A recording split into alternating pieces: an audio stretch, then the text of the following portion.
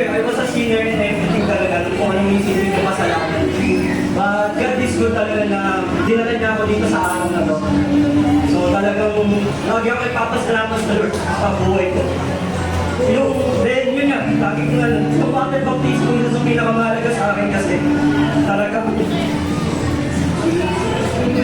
binago ni Lord yung buhay ko eh. Kaya nakalimutan ko na lahat eh.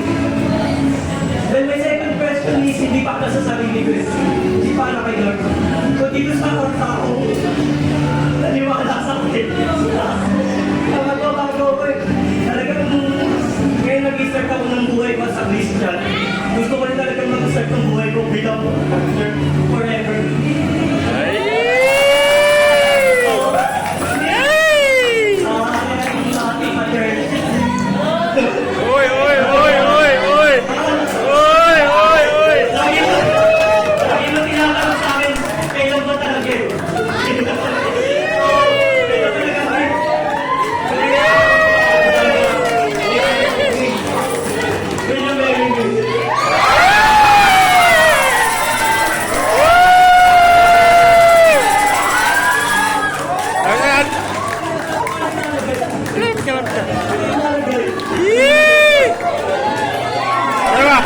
Yes ba, Ate Mel?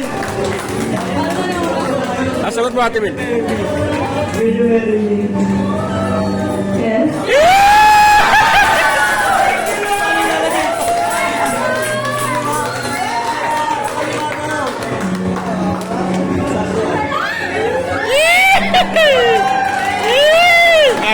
Gag. Sabi mo.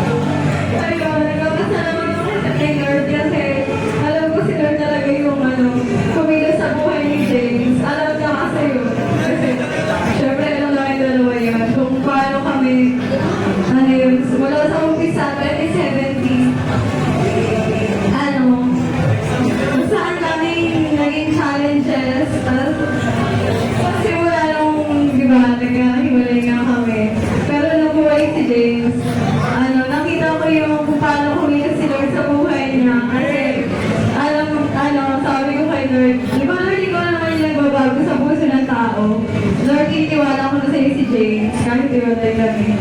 Tapos, yun, si Lord pa rin pala magbabalik sa kanya.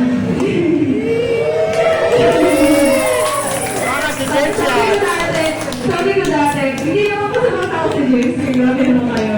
Pero kasi, sabi ko kay Lord, gusto ko yung taong kapares ko ng heart para sa'yo.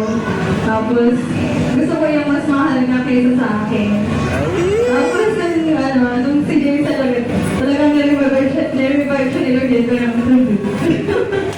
Nare-revive talaga siya ni Lord kasi siya pa mismo yung mag-remind sa akin na ikaw, ano ba yung sinasabi sa'yo ni Lord?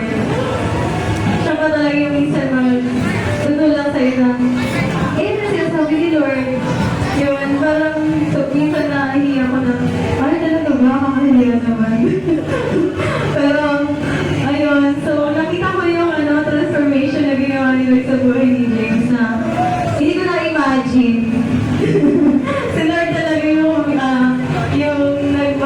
nagbago, even sa kanya saka sa akin, yung heart and mind na si Lord lang talaga yung pinipili sa kanya iulan sa lahat ng oras.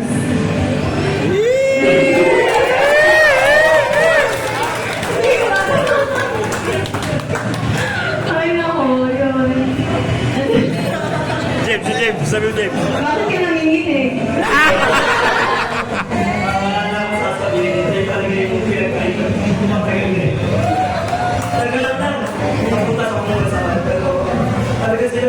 Babalik ako talaga yung mga sa'yo.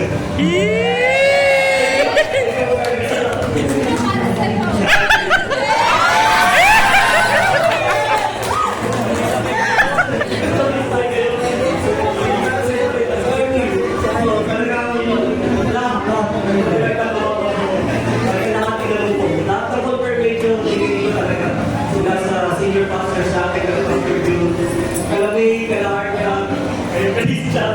Ito si Albert, pinagdag ko na lang. Kaya tita, tsaka kay tito, alam ni tita ko kaya napupunta sa kanila. Kaya ipapasalamat ako sa blessing na binigay.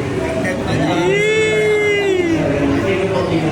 Pinapangako ko sa way talaga, tita. Totoo na to na. Hindi ko makapayakin na. Naka-record to, naka-record! Naka-record to! Tito, pinapangako ko na alaga ako pinataglas.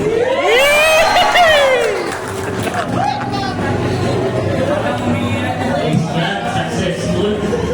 Nakaspire. Yes.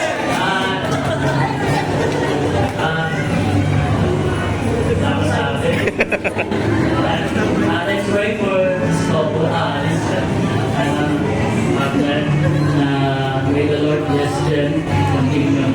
Alam yung masasabi sa inyo, mapapalag kayo mga babae na mga pagiging asawa nyo ay